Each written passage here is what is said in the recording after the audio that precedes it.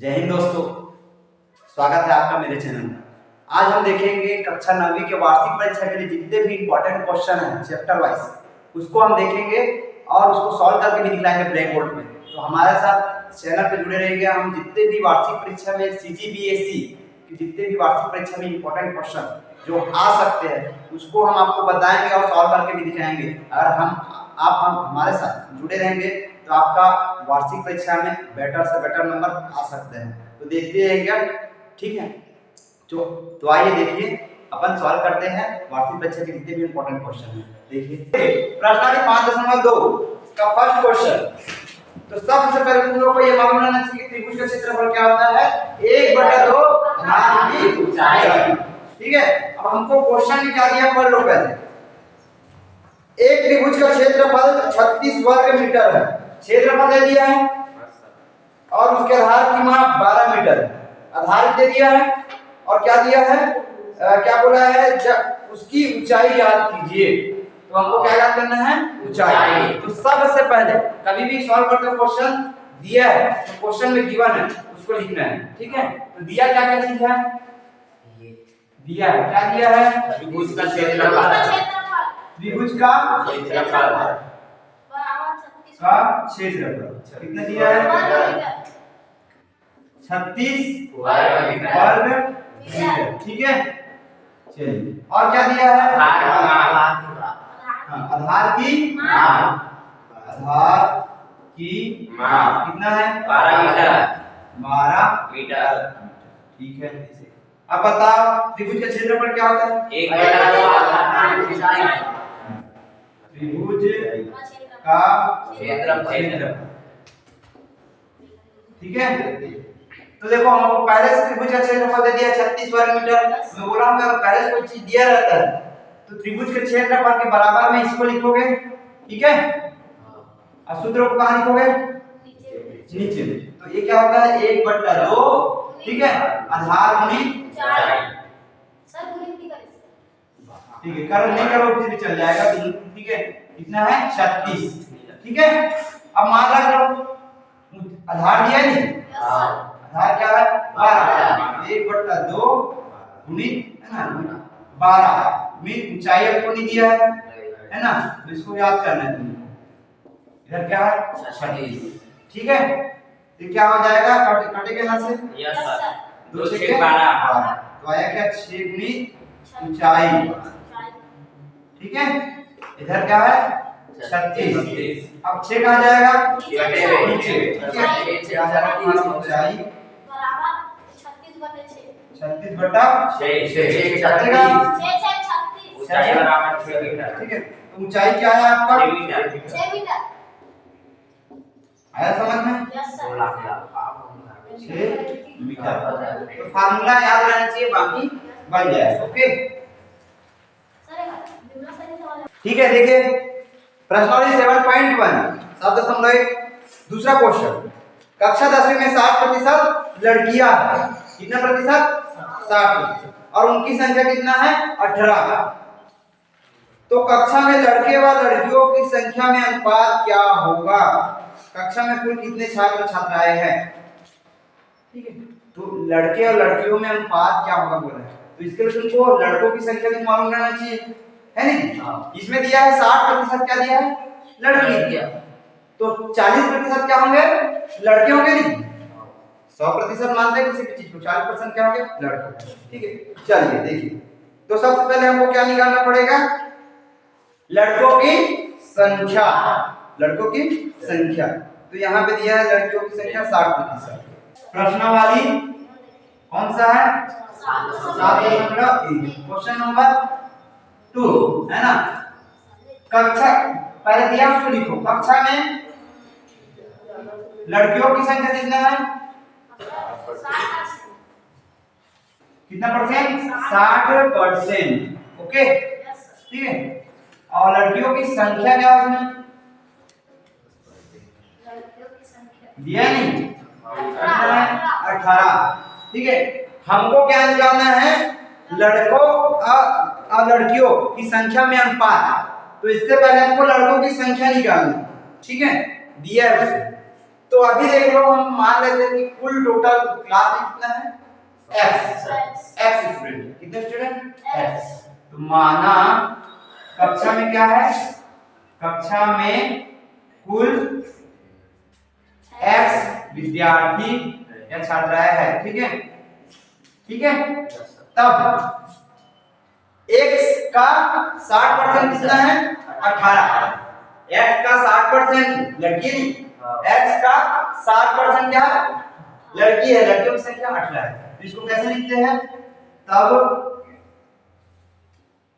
x का 60% कितना है, 18 नहीं, लड़कियों की संख्या है ना, x गुणित 60/100, ठीक है, का यानी कि गुना, प्रतिशत में इसे लिखते ना, ठीक है, 100 से भाग दो, तो क्या हो जाएगा, ये क्रॉस मल्टीप्लाई, जीरो से काट सकते हैं इसको, कोई दिक्कत नहीं, ओके, क्रॉस मल्टीप्लाई कर देते हैं, 18 into 10, ठीक है, और इसी का चल जाएगा नीचे, ठीक, ये कटेगा, छेदिया 3 गुना 10, तो x वाला कितना हुआ, 30। तो कुल कितने विद्यार्थी है, 30। कक्षा में कुल 30 विद्यार्थी है। अब उसमें 18 क्या है, लड़की, तो लड़के कितने होंगे, घटाएंगे बिल्कुल, ठीक है, तो लिखते हैं अतः 12 कक्षा में लड़कों की संख्या क्या है, संख्या क्या होगा, 30 घटा देंगे ना, कुल विद्यार्थी कितने हैं, 30 में क्या घटाओ, लड़कियों की संख्या घटा दो, आ जाएगा ऑलरेडी, तो क्या हो जाएगा, 30 माइनस 18 यानी कि 12, ठीक है, लड़की संख्या 12। अब हमको मेन क्या पूछा है कि लड़के और लड़कियों में अनुपात निकाल लो, ठीक है, तो क्या लिखेंगे इधर, ठीक है, लड़के और लड़कियों का अनुपात क्या हो जाएगा, यहाँ पे लिखे ना कक्षा में करके, ठीक है, कक्षा में, ठीक है, क्या हो जाएगा, अनुपात यानी कि बटे, ठीक है, लड़के कितने 12, ठीक है, लड़की कितना 18, ये है अनुपात। अब कट रहे तो काटो, नहीं कटेगा मत काटो, कट रहे यहाँ पे 6 कटेगा, 6 दूनी 12 और 6 तिया 18, 2/3 यानी अनुपात क्या होगा, 2:3, यही तुम्हारा क्या है, ओके, समझ आया है ना, लड़कियों की प्रतिशत दिया था 60%, है ना, और संख्या कितना था उसका 18, यानी कि, है ना, क्लास में अगर कुल x विद्यार्थी है तो x का 60% कितना है, 18, अब x का 60% को ऐसे लिखते हैं, ठीक है, x का 60% का मतलब गुना 100 से डिवाइड कर देना, प्रतिशत रहेगा, ठीक है।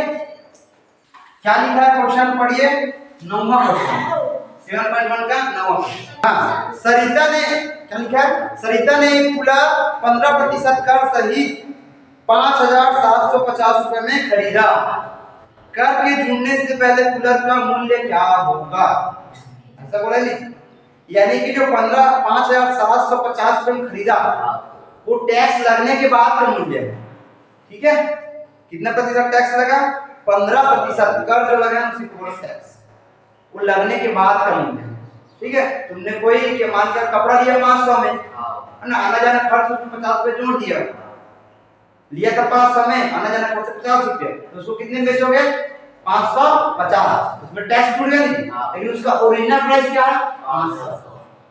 इसमें एक साथ दे दिया है कि इसमें 15% टैक्स जुड़ने के बाद उसका मूल्य क्या है, 5,750, तो उसका ओरिजिनल प्राइस क्या होगा, ओरिजिनल मूल्य, ठीक है, ये हमको याद करना।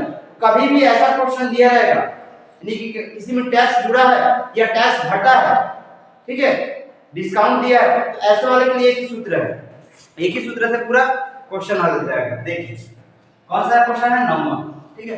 आपको अगर ओरिजिनल यानी कि क्या बोला इसमें, कूलर का मूल्य जुड़ने से पहले कूलर का कूलर पर लगा कर कितना है 15%, ओके ये दिया है प्रश्न। अब कूलर का कर सहित मूल्य कितना है? कूलर का कर सहित मूल्य कितना है? 5750 मूल्य कितना है? 5750। ये तो हमको कर लगने से पहले उसका ओरिजिनल प्राइस यानी कि मेन जो उसका मूल्य है उसका निकालना, ठीक है। तो कर लगने से पहले, ठीक है, कूलर का मूल्य, एक ही सूत्र अपनाना इसके लिए। क्या अपनाना? ऊपर में क्या बढ़ा हुआ प्राइस, कर सहित मूल्य है ना, ये बढ़ा हुआ प्राइस इसको लिखना है ना। तो कर सहित मूल्य क्या है? कर सहित मूल्य कितना है जो भी लिखना, और नीचे में क्या लिखना? 100 प्लस कितना प्रतिशत बढ़ा? बढ़ा हुआ प्रतिशत, बढ़ा हुआ प्रतिशत। ये प्रतिशत में कितना प्रतिशत वृद्धि, प्रतिशत वृद्धि बोल सकते हैं। कितना वृद्धि है? इंटू कर सहित मूल्य कितना है? 5750। 100 प्लस कितना बढ़ा प्रतिशत जुड़ा कितना है? 15 इंटू 5700। ये तो कितना जाएगा? 115। अब जो कट रहा है इसको काटो, क्या क्या कटेगा? वाह, ऊपर से कभी कटता है क्या? ऊपर से कभी नहीं कटेगा, नीचे से जो भी कटना है नीचे से ऊपर, ठीक है। तो ये 5 से कर सकते हैं, देखो 0 है 5 है यानी कि 5 से कर सकता है। ओके काट लो 5 से, 5 नहीं 10, 5 से कम। वाह, ये कितना जाएगा? 5 दिया 15, 5 नहीं 10, 0 का 0। अब तो नहीं कटेगा ये, ठीक है। इससे कटेगा क्या? ये 23 दूनी 46, 46 हाथ कितना बचेगा? यहाँ से 4 और 7 11, 115। 23 पंचे 115 होता है नहीं? होता है, ठीक है। 23 से कम 23, 23 दूनी 46 और 7 यहाँ से कितना गया? यहाँ से 11 गया नहीं, 115। 23 पंचे 115 होता है, 0 का 0। 250 गुना 20, तो इसको गुना कर दो, 2 पंचे 10, ठीक है, 4 1 5 और 2 0 5,000। ये होगा उसका ओरिजिनल प्राइस, ठीक है। तो ये एक ध्यान से देखो, इधर समझ नहीं आ रहा तो ध्यान से देखो। कभी भी ये सूत्र जैसे किसी में टैक्स जोड़ के मूल्य दिए रहते हैं और किसी में टैक्स घटा के यानी डिस्काउंट दे के रहता है, तो तुमको उसका ओरिजिनल प्राइस जानना है। ओरिजिनल प्राइस सूत्र यही निकल रहा है, ओरिजिनल प्राइस, ठीक है। मतलब उसका मेन जो मूल्य है, असली कीमत, उसका असली कीमत कितना जानने के लिए यही सूत्र लगा। लेकिन अगर उसमें टैक्स जुड़ा है, क्या टैक्स जुड़ा है, कर जुड़ा है, तो क्या लगाओगे यहाँ पे? प्लस। और अगर उसमें तुमको डिस्काउंट मिलने के बाद दिया है, यानी कि तुमको 10% डिस्काउंट के बाद उसका मूल्य है घटा के दिया, तब क्या करोगे? यहाँ पे माइनस, ठीक है। क्या करोगे? माइनस। अगर प्राइस घटा के दिया तुमको तो क्या करोगे? माइनस। अब प्राइस बढ़ा के दिया क्या करोगे? प्लस। अब यहाँ पे बढ़ा हुआ प्राइस या घटा हुआ प्राइस यहाँ पे लिखो, ठीक है। और यहाँ पे जितना वृद्धि हुआ प्रतिशत जो दिया रहेगा उसको यहाँ पे लिख देना, बात खत्म। ओके 100 प्लस 9 तो रहेगा ही, इनटू यहाँ पे 100, उसका जो भी कट है उसको काटो और जो जुड़ा है उसको जोड़ो। इसके नीचे वाला जो प्रश्न है ना 10 वो भी सेम टू सेम ये बनेगा, देखो है ना, तो इसको लिख लो।